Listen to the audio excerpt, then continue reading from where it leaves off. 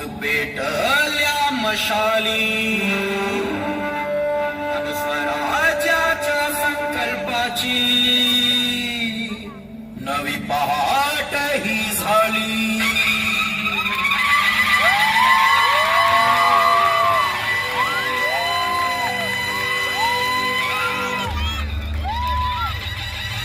सृष्टीच्या विधात्याने तुझी स्वैर भरारी नोंदवली.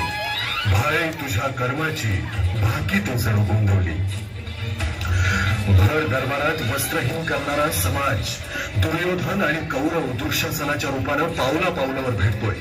म्हणून तुझ्यातली अग्निकणी भिजलेली नाही.